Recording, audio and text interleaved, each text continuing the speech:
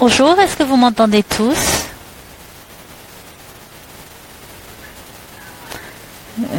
C'est très bien, j'arrive à lire beaucoup de oui, donc ça veut dire que vous m'entendez bien. Alors, je m'appelle Bianca Montrose-Mohen et je suis la coprésidente d'Evalues. Et avant de donner la parole à Michael, qui va nous donner une présentation très intéressante sur les mégadonnées et l'évaluation, je vais vous présenter des matériels d'introduction pendant quelques minutes. Alors tout d'abord, je voudrais vous parler, parce que je sais que certains d'entre vous viennent nous rejoignent pour la première fois. Alors, comment utiliser la plateforme virtuelle?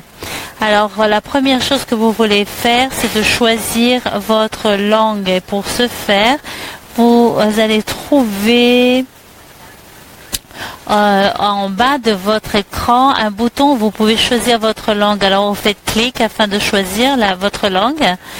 Et le séminaire virtuel d'aujourd'hui va être en anglais avec des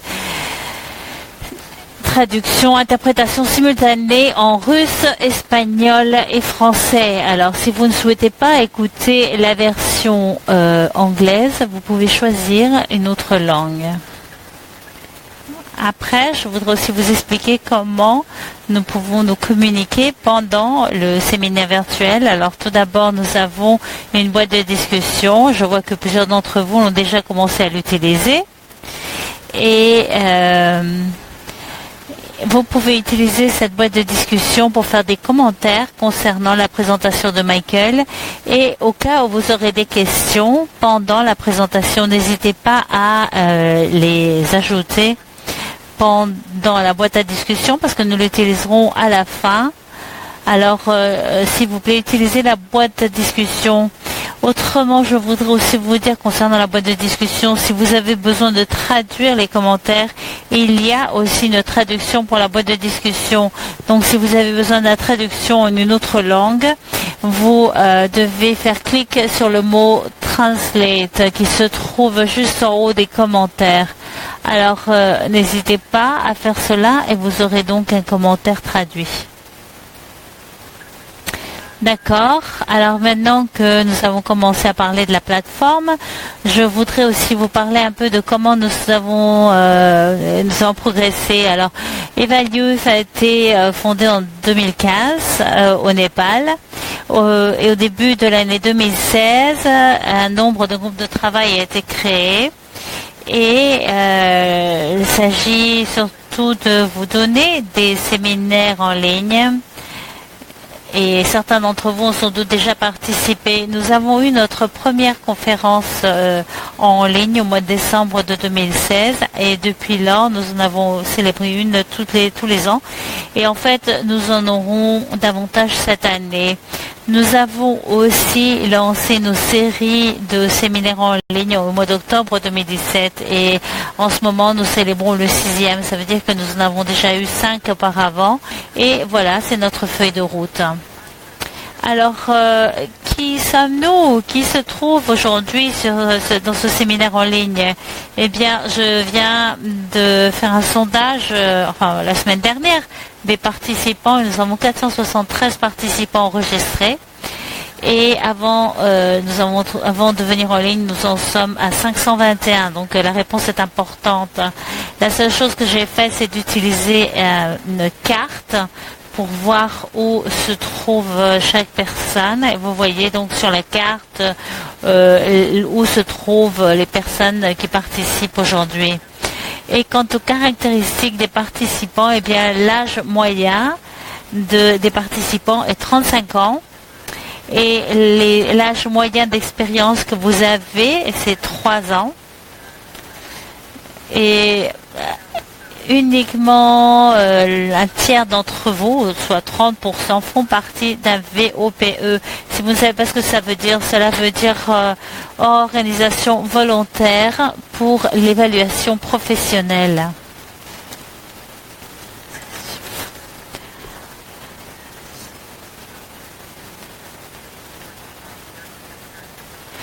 Et nous faisons partie du réseau Eval Partners. Et bien sûr, nous voulons leur offrir notre reconnaissance, ainsi que au ministère des Affaires étrangères de la Finlande. C'est grâce à leur soutien financier que nous arrivons à célébrer ce séminaire en ligne. Et bien sûr, nous remercions à Michael Bromberger d'être avec nous aujourd'hui.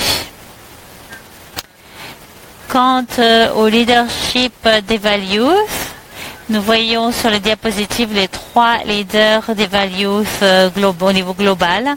J'en fais partie et vous voyez les autres. Il y a aussi 3 autres leaders qui s'occupent, disons, d'organiser le travail du groupe de travail 3, qui s'occupe des conférences virtuelles et des séminaires d'apprentissage en ligne.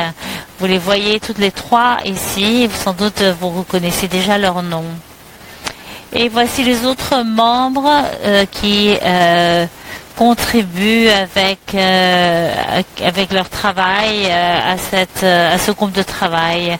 Les voici, ce sont les volontaires qui travaillent afin que nous puissions célébrer ce genre de séminaire. Alors je voudrais les remercier, eux aussi.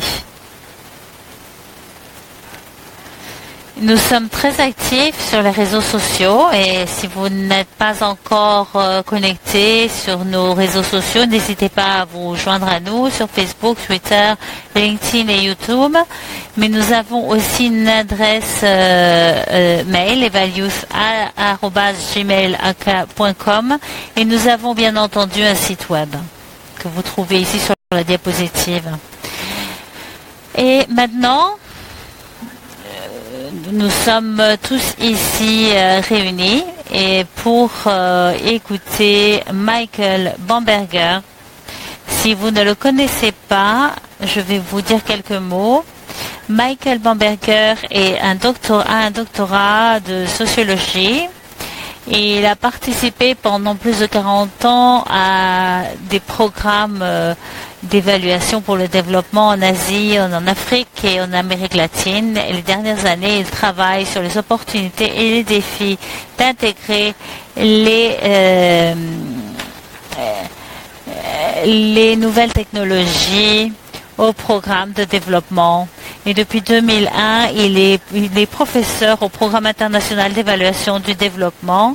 Là, il donne des ateliers sur la complexité et le mélange, les méthodes combinées.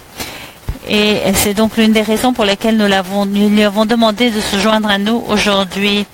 Et maintenant, je lui donne la parole.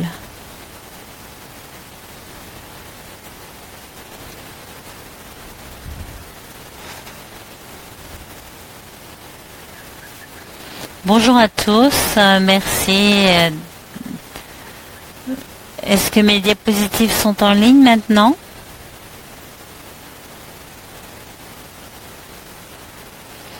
D'accord.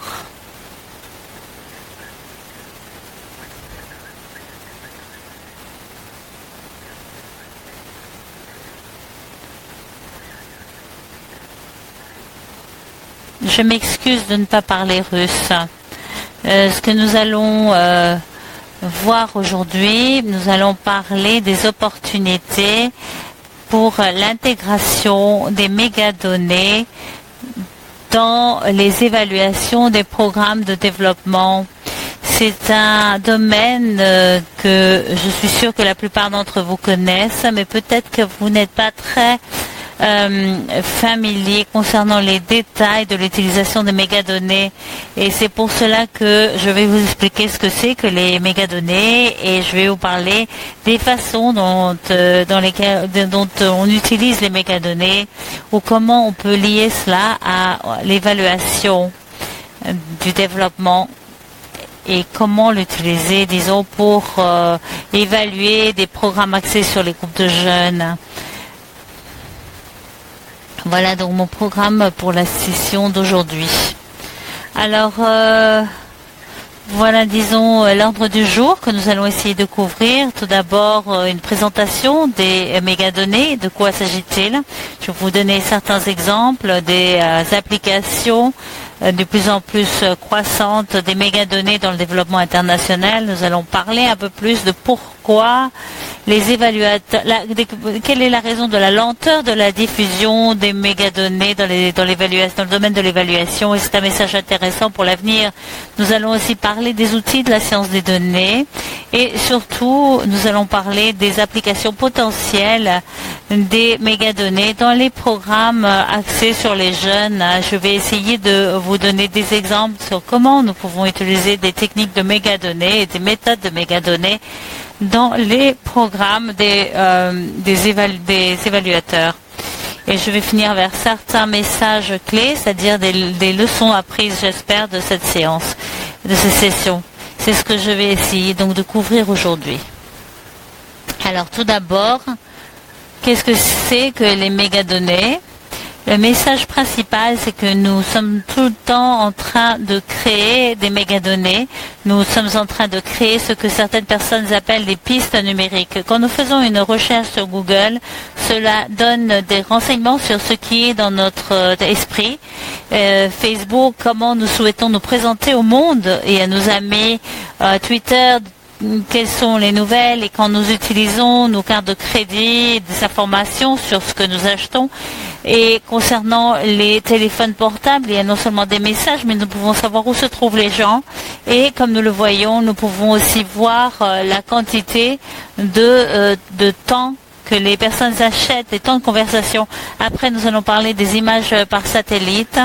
Ce que nous pouvons, grâce à elles, nous pouvons découvrir comment se font les migrations, la qualité du logement, l'énergie que nous utilisons et beaucoup d'autres renseignements. Finalement, des données biométriques que nous pouvons obtenir de nos téléphones intelligents concernant notre santé, notre alimentation.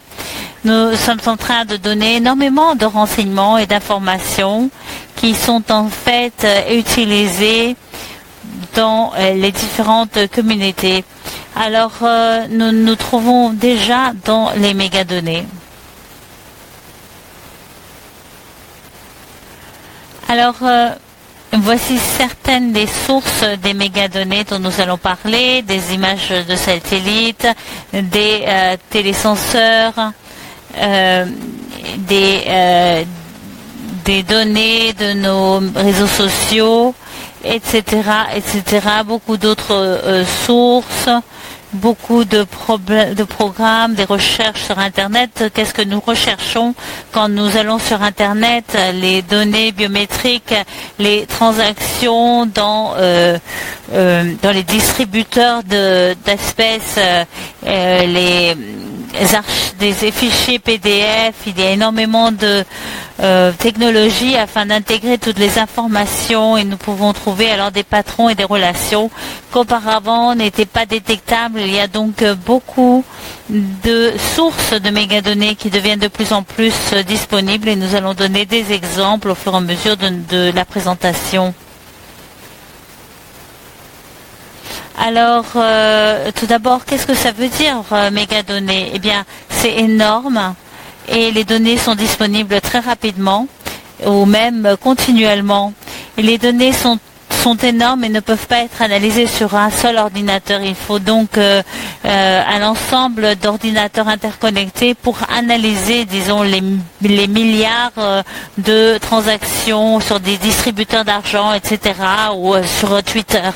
Une importante caractéristique, c'est que les mégadonnées ne sont pas réactives, c'est-à-dire qu'elles ne réagissent pas entre soi. Si on analyse les tweets, par exemple, ce sont des communications que les gens ont déjà émises. Le fait que nous les lisons maintenant, ça n'a aucun effet sur les informations. Par exemple, quand vous faites un sondage, vous posez une question, il y a donc une interaction qui peut changer la manière de l'autre personne de répondre. Mais les mégadonnées ne provoquent pas de réaction. Vous ne faites que créer des informations. Et vous êtes en fait capable de vous connecter ou de connecter diverses sources d'informations à travers plusieurs systèmes. Donc les données augmentent énormément.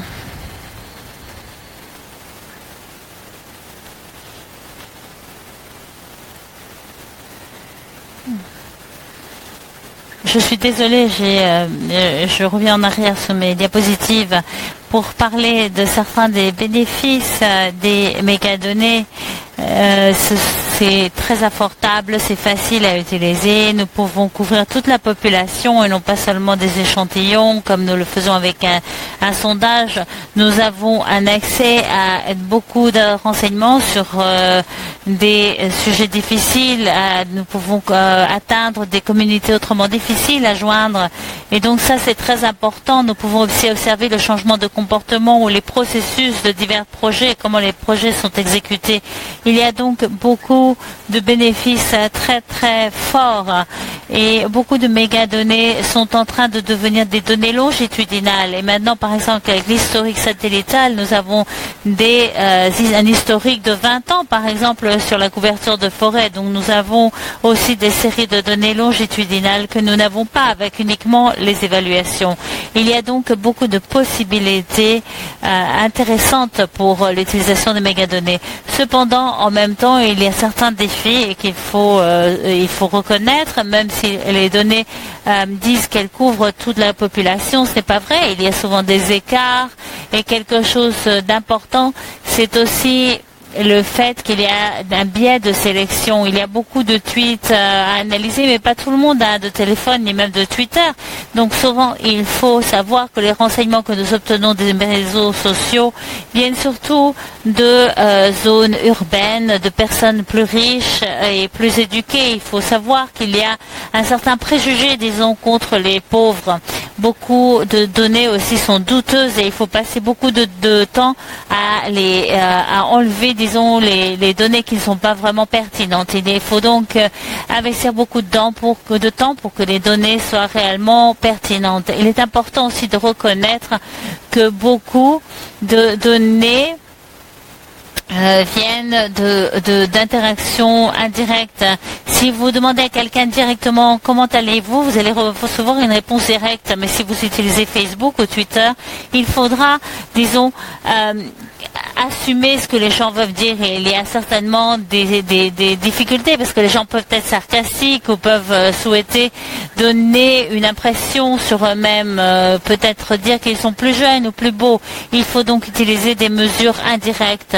Après, nous allons parler des algorithmes qui sont des outils très sophistiqués qui sont utiles pour choisir des candidats pour des emplois, pour l'université, pour identifier les zones qui ont plus de crimes. Par exemple, ce sont des outils très utilisés par les preneurs de décision. Il est important de reconnaître que certaines de ces données ont sans doute un préjugé contre, par exemple, les gens les plus pauvres, hein, comme je disais tout à l'heure. Donc, les algorithmes sont très puissants. Mais ils peuvent avoir un biais de sélection. C'est un exemple. Qu'est-ce que cela veut dire, cette donnée? Par exemple, une jeune fille adolescente reçoit une selfie d'une amie et elle répond tu es très belle dans cette robe. Mais est-ce qu'elle veut vraiment dire ça? Peut-être que ce qu'elle veut dire en fait, c'est comment as-tu pu porter une tenue aussi affreuse? Alors, ou peut-être qu'elle veut dire qu'elle est vraiment belle. On ne sait pas si elle est sarcastique, mais l'analyse ne le sait pas. Donc voilà l'un des défis dans l'utilisation de ces mégadonnées, de véritablement identifier, par exemple, le sarcasme ou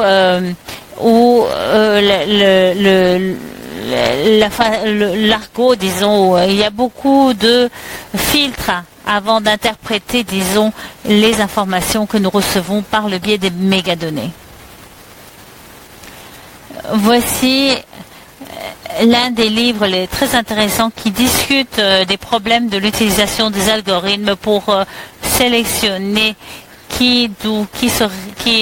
disons, sélectionner des candidats pour les universités ou pour les programmes. Et cela s'appelle l'automatisation de l'inégalité. Comment nous prenons des outils et des profils et nous punissons les pauvres.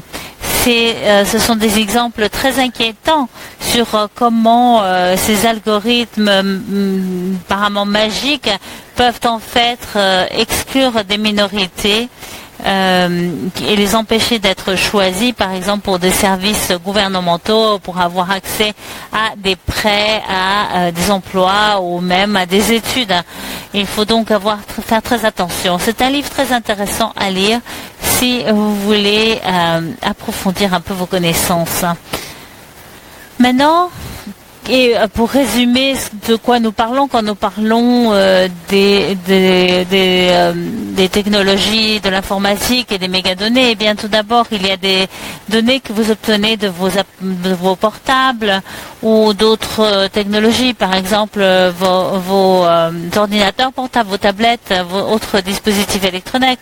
Autrement, ce que vous recevez sur Internet ou sur votre frigo, quel est votre niveau de santé, quels sont vos niveaux de mobilité, par exemple. Ce sont des renseignements qui sont obtenus et ce sont d'énormes données assez compliquées pour que les personnes puissent les utiliser directement. Il faut donc des analyses afin de structurer, disons, ces données, et ces données sont alors transformées et vous pouvez alors utiliser diverses analyses qui vont vous aider.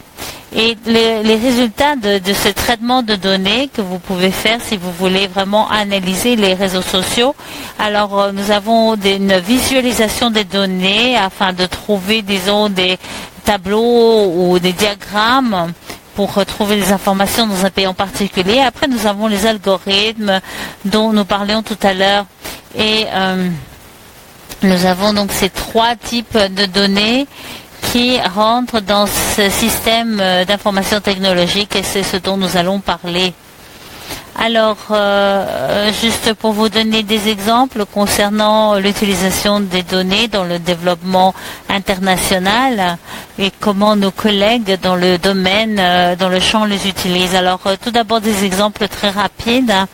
Les mégadonnées sont utilisées par exemple dans les systèmes d'alerte précoce pour détecter des zones de faim ou pour amener des secours d'urgence pour des catastrophes naturelles provoquées par l'homme.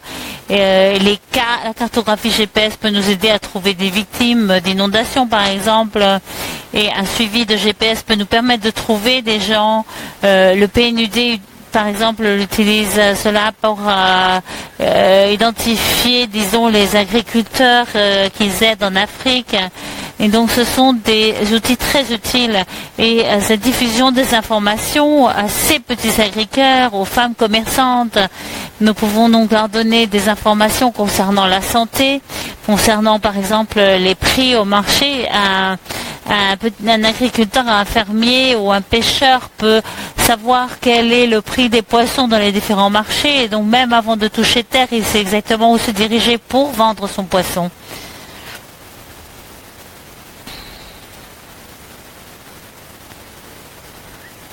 Après, vous pouvez aussi recevoir un retour des groupes les plus marginaux. Ceci donne une voix à beaucoup de groupes qui n'ont normalement pas d'accès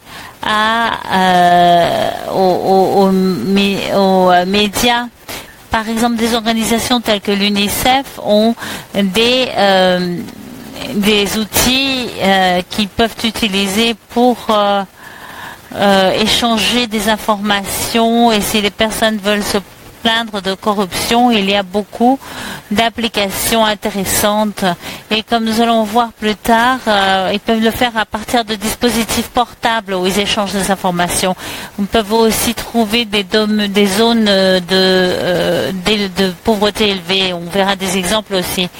Nous voyons que les mégadonnées sont de plus en plus utilisées par les organisations internationales, mais il y a une diffusion assez lente de ces mégadonnées. Les évaluateurs, par exemple, sont assez en retard quant à l'utilisation des mégadonnées, même si leurs collègues sont en train de l'utiliser pour les secours d'urgence ou pour la communication.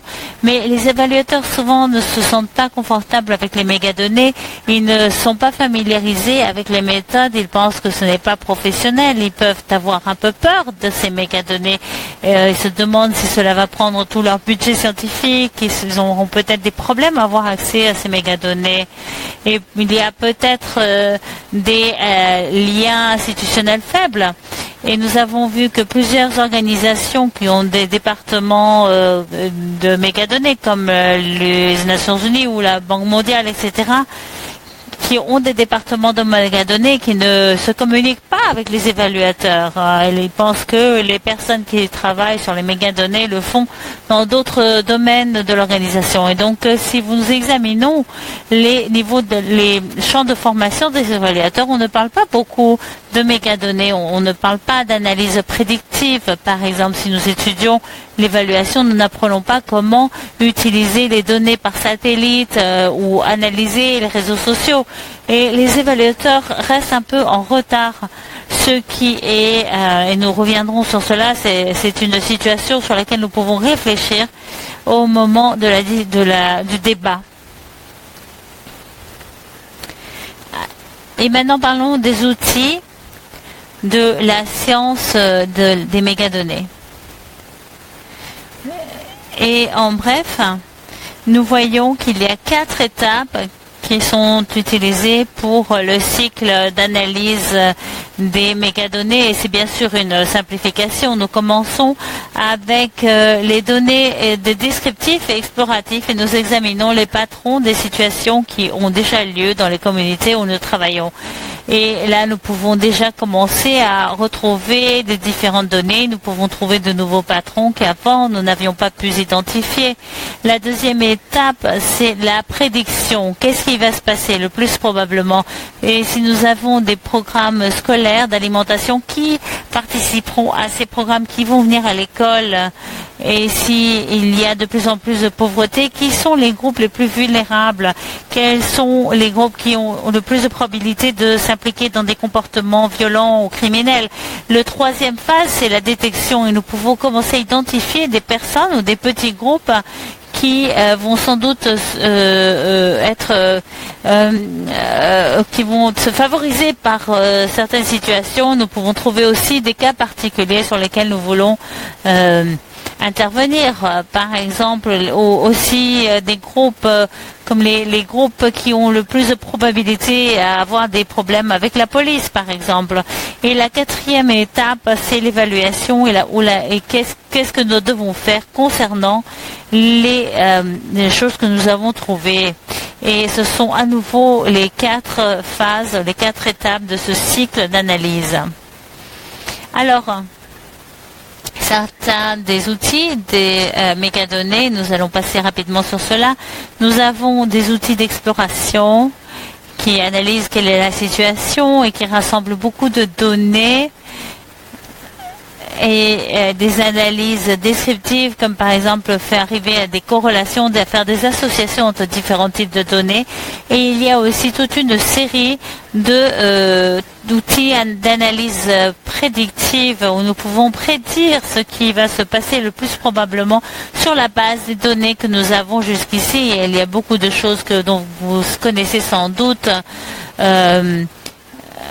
Par exemple, les analyses bayésiennes, et sans doute vous connaissez tout cela, ce sont des étapes très très intéressantes. Autrement, nous voyons l'apprentissage des machines et les machines, nous voyons les associations. Si nous essayons d'identifier, par exemple, des facteurs qui vont avoir un effet sur les résultats, les machines vont essayer d'identifier ces patrons pour vous. Il y a aussi des réseaux neuronaux qui vont vous donner des exemples. Et aussi l'analyse des réseaux sociaux, tout ce que nous pouvons faire sur Twitter, sur Facebook, etc. Après, il y a aussi l'analyse des réseaux sociaux et là, nous pouvons voir les structures au sein des communautés, les structures de pouvoir, les structures de leadership, d'influence et comment la communication, quel est le flux des communications. Et nous pouvons donc mesurer ces relations et nous pouvons aussi utiliser certaines des conceptions expérimentales ou quasi expérimentales pour des évaluations en ligne numériques. Et j'aimerais dévouer le reste du temps de ma présentation à parler de certaines applications potentielles des mégadonnées dans les évaluations des programmes axés sur les jeunes. Et voici certains des programmes possibles, sans doute vous les connaissez. Et je vais vous donner des exemples à partir de 3 types de programmes différents ou d'outils d'analyse de mégadonnées, les analyses de médias sociaux, les téléphones portables, les images par satellite et la triangulation. Voici certains exemples, mais je vais simplement vous faire voir, disons, le potentiel des différentes méthodes. Tout d'abord, l'analyse des réseaux sociaux. Nous pouvons utiliser cela pour évaluer l'effectivité des programmes en ligne, par exemple, pour l'autonomisation des filles. Quelles organisations utilisent cela et quels sont les effets. Vous pouvez aussi analyser l'effectivité des programmes qui encouragent les jeunes à s'inscrire pour voter. Vous pouvez voir l'effectivité des campagnes pour sensibiliser concernant les mauvais traitements des populations indigènes. Vous pouvez suivre l'hostilité aux femmes qui travaillent dans les usines, par exemple en Indonésie.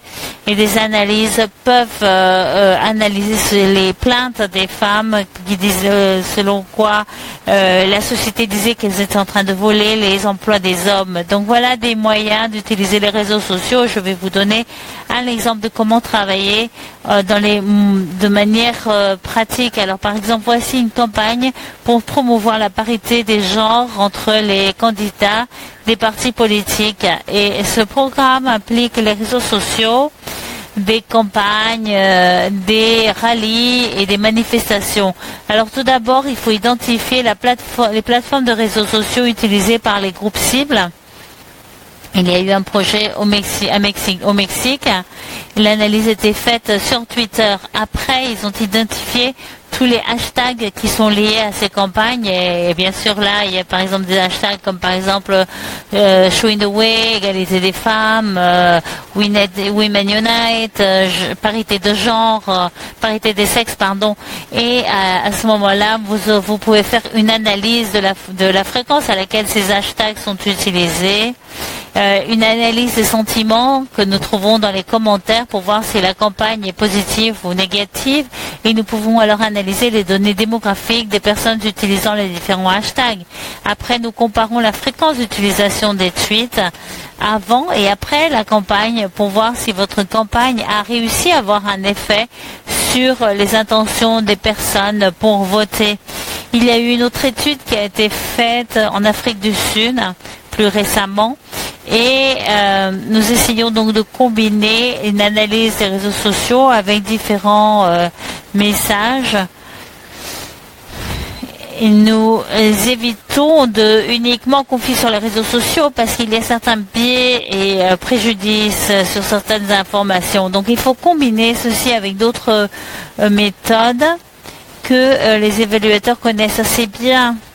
Alors, voici un exemple très simplifié de comment utiliser les réseaux sociaux, par exemple, pour évaluer une campagne politique. Il peut s'agir aussi d'évaluer, par exemple, une campagne pour promouvoir l'éducation ou la santé reproductive et sexuelle, etc. Après, nous avons encore un deuxième exemple concernant les téléphones portables et nous avons parlé aussi les dispositifs et nous pouvons voir la quantité que les personnes achètent du temps pour parler par téléphone. Et alors nous pouvons voir, disons, quelles sont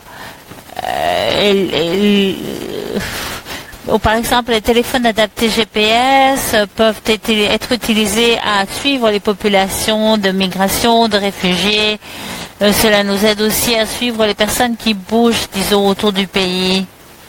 Nous pouvons aussi suivre l'effectivité des messages de santé qui sont livrés par les téléphones portables.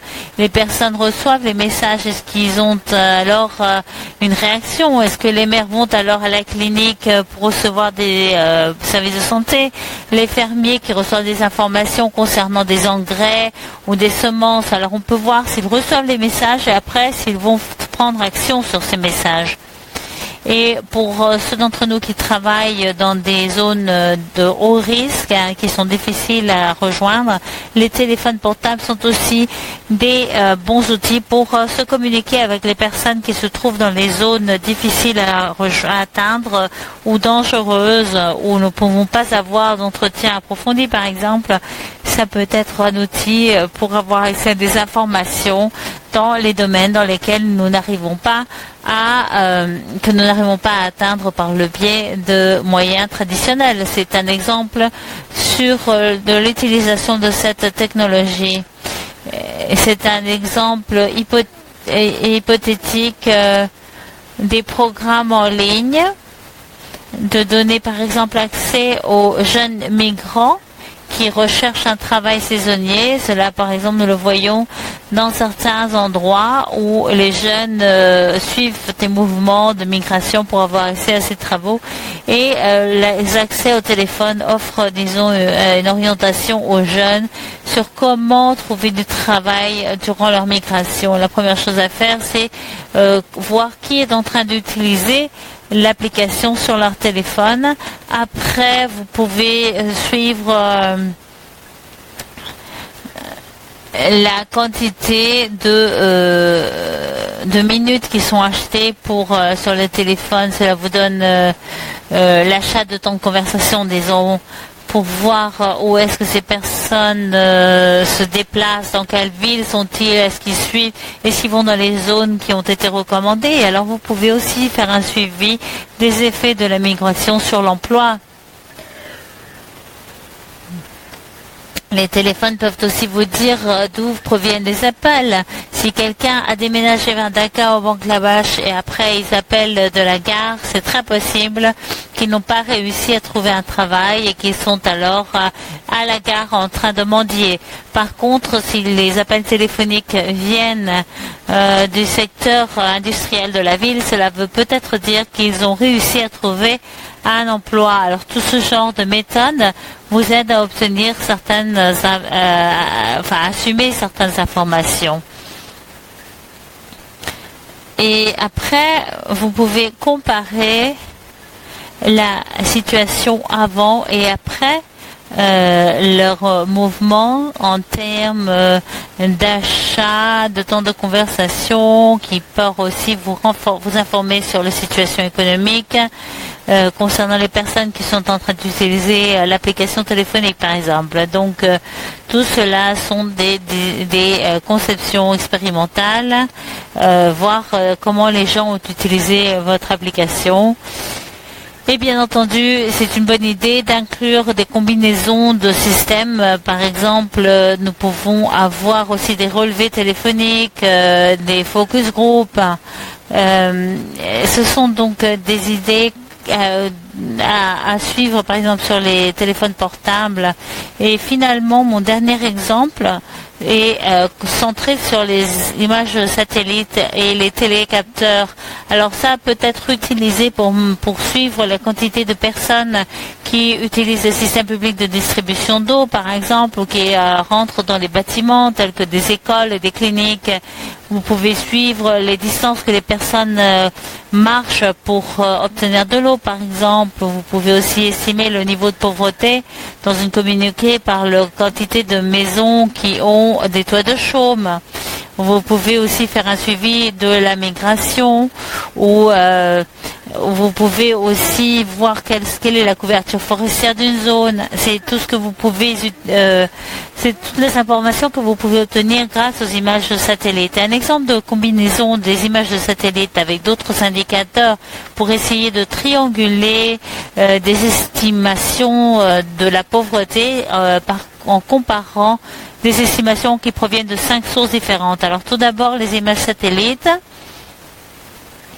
des estimations de pauvreté aussi. Vous pouvez voir le nombre de camions qui livrent des produits au marché. S'il y a plus de camions, ça veut sans doute dire qu'il y a plus de produits à vendre. S'il y a moins de camions, ça veut dire que ce sont des époques difficiles et les gens ont moins de choses à vendre. Après, nous pouvons voir l'intensité de lumière que l'on voit la nuit à la part provenant des villages. Cela indique aussi le niveau économique des différents villages. Un village avec plus d'électricité est sans doute plus riche que d'autres. Les satellites peuvent vous indiquer l'intensité de la lumière, comment les gens voyagent pour travailler. S'ils voyagent, ils sont sans doute pauvres, mais s'ils marchent, c'est une indication de pauvreté. S'ils prennent des transports publics, c'est moins. Autrement, la qualité, par exemple, les toits de chaume, tout cela dépend des différentes communautés. Et ce n'est qu'un autre exemple, mais il y a beaucoup d'indicateurs très intéressants qui proviennent des images satellites. Vous pouvez combiner cela avec les retraits qui viennent des distributeurs. S'il y en a beaucoup, cela veut dire que les gens ont plus de moyens que d'autres. Vous pouvez aussi faire un suivi des achats en ligne, d'engrais par exemple. Les achats téléphoniques, ce sont des bons indicateurs de pauvreté. Les réseaux sociaux, la fréquence d'apparition des mots tels que faim ou aliment ou nourriture. Si les gens parlent de faim très souvent, cela indique aussi le niveau économique. Ce sont des indicateurs indirects. Il peut y avoir beaucoup de références à la faim parce que, par exemple, les enfants sont en train de parler du film Hunger Games, par exemple, le jeu de la faim. Il faut faire donc attention à quelles informations vous êtes en train de recevoir. Peut-être que vous avez plus d'indicateurs de faim, mais ils n'indiquent pas réellement la famine. Donc il y a 5 indicateurs différents que vous pouvez utiliser pour estimer la pauvreté et vous pouvez les trianguler pour arriver à une estimation de la pauvreté. Vous pouvez imaginer d'utiliser cela avant et après d'une intervention de programme afin de voir s'il y a des changements. Et ma diapositive finale, c'est pour vous donner des messages clés qui proviennent de cette présentation très très rapide. Quelles sont les leçons les plus importantes? Eh bien, il y a beaucoup de mégadonnées importantes qui vont renforcer vos évaluations. La plupart des jeunes utilisent les réseaux sociaux, donc c'est une ressource puissante pour l'évaluation. Les gens de ma génération continuent à lutter avec, et même avec le téléphone portable, mais mes petits-enfants, par exemple, ils ont au moins 3 dispositifs numériques et font partie de la vie des jeunes et un outil potentiel pour l'évaluation. Alors, un autre message clé, c'est ne soyez pas débordés d'enthousiasme pour les nouveaux jouets, disons. Avant d'utiliser les mégadonnées, demandez-vous si vous en avez vraiment besoin, si cela va véritablement vous aider dans votre évaluation. Est-ce que cela va vous offrir des informations, des meilleures informations? Est-ce que ces informations vont être abordables? Est-ce qu'elles répondent réellement à vos besoins? Et finalement, essayez toujours d'utiliser des méthodes combinées et la triangulation. Ne faites pas confiance à un seul indicateur ou à une seule méthode. Et finalement, de tout cela, examinez réellement bien les mégadonnées. Si vous êtes un évaluateur, essayez de comprendre les utilisations potentielles combinées aux méthodes et aux outils que vous utilisez déjà. Ne devenez pas un fanatique qui dit maintenant je n'utilise que les mégadonnées, mais plutôt demandez-vous si elles ont quelque chose à vous offrir. Voilà donc ma présentation rapide sur les mégadonnées. J'espère que vous verrez qu'il y a réellement des possibilités très intéressantes, mais sans doute il y a encore des difficultés et des défis à relever. Merci et j'attends avec impatience vos questions et vos commentaires.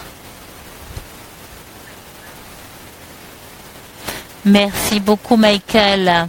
J'apprécie beaucoup votre présentation. Nous sommes en train de faire un suivi des questions. Et ce que je vais faire maintenant, c'est que je vais lire 3 des questions qui ont été posées et je vais aussi les écrire dans la boîte de discussion afin que vous puissiez les voir. Et la première question qui a été posée, c'est que vous avez dit que les mégadonnées sont trop difficiles à analyser sur un seul ordinateur. Donc si en tant que consultant je veux analyser les mégadonnées, est-ce que je peux le faire si je n'ai qu'un seul ordinateur? Voilà la première question de la boîte des discussions.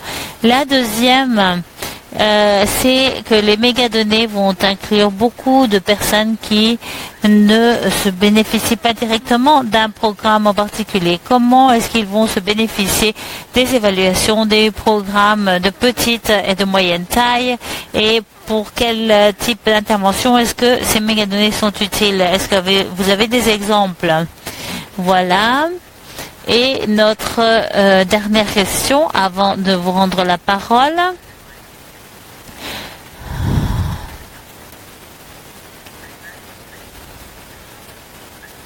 Je vais attendre que la question soit posée en ligne.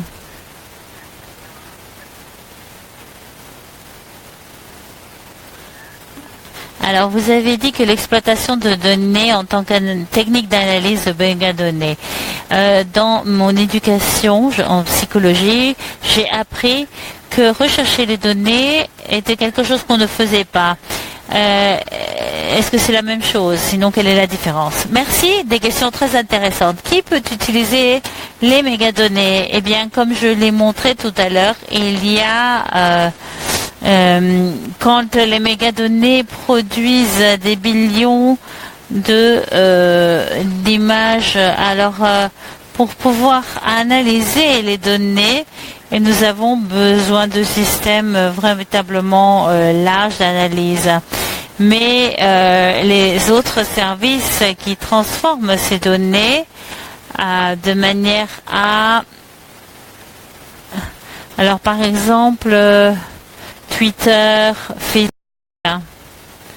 et Google, pour ne parler que de 3 systèmes, ils ont des possibilités pour analyser les données nous-mêmes. Et si nous faisons une étude des influences, des campagnes d'influence pour que les personnes soient prêtes à voter, nous pouvons identifier les hashtags que nous trouvons intéressants, et il y a des outils gratuits qui peuvent être utilisés pour analyser les données, comme par exemple Google Maps, qui ont des applications gratuites qui peuvent vous aider à examiner plusieurs données. NASA aussi a plusieurs images satellites qui sont accessibles gratuitement. Et donc, cela veut dire que peut-être pas tout, mais beaucoup de cela sont des moyens pour les évaluateurs particuliers. L'un des défis, c'est que c'est souvent difficile de savoir si nous utilisons les données, comment est-ce que ces données vont être traitées, surtout quand nous utilisons des algorithmes. Si nous n'avons pas accès aux données originales, il faut toujours faire attention et y réfléchir à d'autres possibles préjudices ou des données qui vont être exclues, disons, par les services qui sont en train d'analyser les données pour nous. Il y a donc beaucoup de différents types de mégadonnées que nous pouvons utiliser en tant qu'évaluateur particulier. Alors, ce sont des points importants. Si cela vous intéresse, vous pouvez visiter aussi l'agence des Nations Unies. Ils ont aussi une agence de mégadonnées. Je pense que leur site c'est UN Global Plus. Et là, vous pouvez faire clic sur projet. Et là, vous allez recevoir d'énormes données qui viennent. Et souvent, ils vous donnent des informations concernant l'accès à ces données. Donc, cela devient de plus en plus facile à avoir accès, et de plus en plus abordable aussi d'avoir accès à ces mégadonnées. Attention avec les réseaux sociaux parce que vous devez passer énormément de temps à les comprendre, à les nettoyer. Ce n'est pas une demi-heure simplement sur Twitter et puis après une demi-heure sur Facebook. Non, c'est vraiment énormément de temps. Par exemple, sur les études qui ont été faites pour les intentions de vote, au moins 5 ou 6 mois ont été dévoués au nettoyage des données pour comprendre qui était en train d'utiliser les différents médias sociaux, réseaux sociaux. Il y a donc beaucoup de temps à dévouer sur les données. Et c'est la même chose pour les sondages. Ça prend beaucoup de temps à comprendre si les questions ont été comprises. Donc cela devient de plus en plus disponible. Le type d'études ou d'évaluation sur lesquelles nous pouvons utiliser les mégadonnées, eh bien, je pense qu'il s'agit à vous de décider. D'abord comprendre, par exemple, si vous pensez à utiliser des téléphones portables, eh bien, d'abord, il faudrait comprendre toutes les possibilités d'utilisation des smartphones. Quels sont certains des problèmes si vous utilisez les réseaux sociaux à nouveau. Disons que vous travaillez avec certains groupes d'adolescents et vous avez un programme pour essayer de les autonomiser, pour leur donner davantage de confiance en soi, pour les encourager à continuer leurs études. Si vous comprenez bien ce groupe, vous comprenez leur utilisation des réseaux sociaux et vous pouvez alors juger l'utilisation pour le potentiel pour l'évaluation. Et vous pouvez alors connaître aussi, par exemple, l'exemple du sarcasme. Si une fille dit que tu es belle dans cette robe, est-ce que cela veut dire vraiment qu'elle est belle ou est-ce que cela veut dire qu'elle est affreuse? Il y a dans diverses communautés diverses manières de parler, surtout quand vous êtes dans des lieux qui sont très contrôlés politiquement. Les personnes ne parlent pas directement, donc il faut aussi comprendre les populations avec lesquelles vous travaillez. Et alors vous pouvez aussi décider comment utiliser cela. Vous pouvez aussi décider que ça ne vaut pas la peine de l'utiliser. Vous pouvez recevoir des renseignements qui ne sont pas utiles, mais vous devez toujours penser à cela comme l'une de vos options. De la même manière, vous pouvez réfléchir au bénéfice d'utiliser un sondage ou pas. Et cela dépend de ce que vous recherchez et comment vous pensez que les gens vont répondre. Il s'agit donc de penser à ce que ça veut dire que les mégadonnées, est-ce que cela va être utile pour une étude en particulier.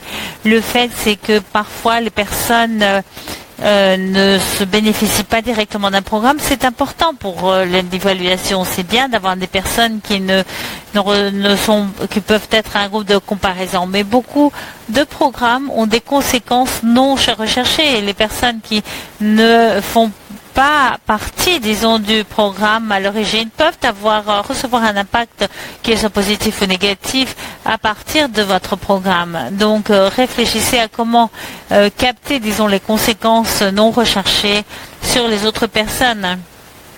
Il n'y a pas véritablement de réponse facile à donner, c'est oui ou non, ou comment utiliser les mégadonnées. C'est véritablement à vous de décider, mais ne vous lancez pas sans réfléchir dans l'utilisation des mégadonnées. Il faut vraiment savoir quelles sont les limitations. Et finalement, la question concernant l'extraction de données,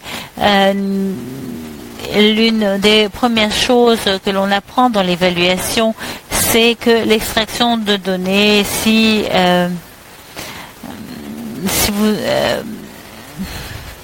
vous allez trouver 100 000 corrélations, 5% de ces corrélations vont être importantes uniquement pour les probabilités statistiques. Alors, il y aura toujours des personnes...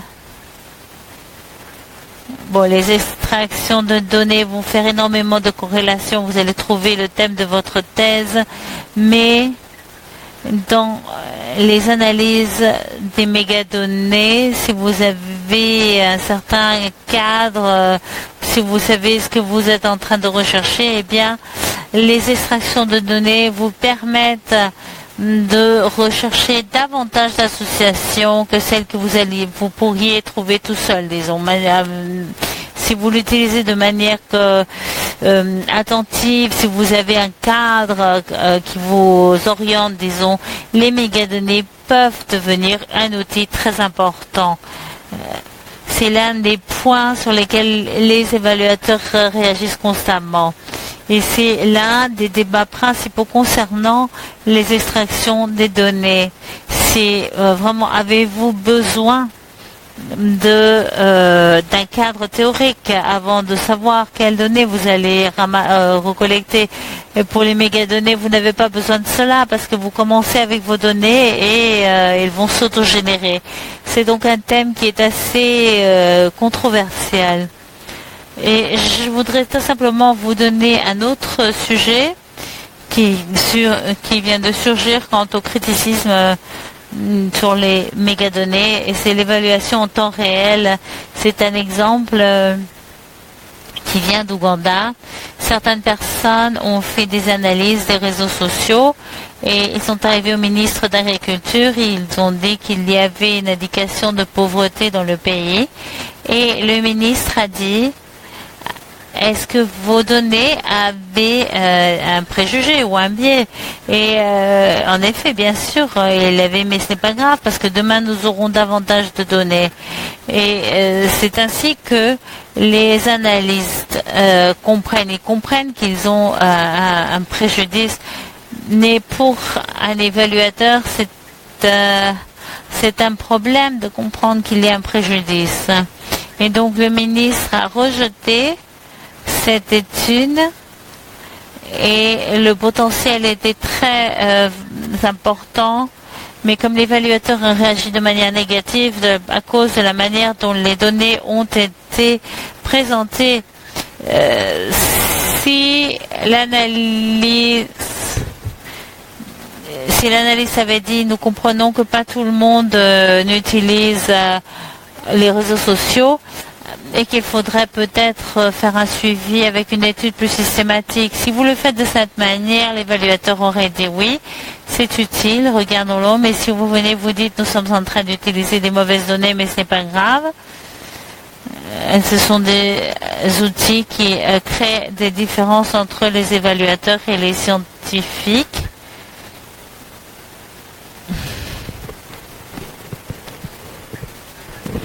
Merci. Avant de fermer cette présentation, j'ai quelques annonces. Tout d'abord, Antonina a mis le lien concernant le sondage post-séminaire en ligne. C'est très utile pour nous.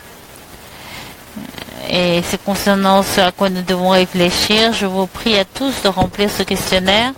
Deuxièmement, si vous vous intéressez à ces séminaires, nous en aurons un autre cette semaine concernant des choses à faire et à ne pas faire pour les groupes de gouvernance des évaluateurs volontaires.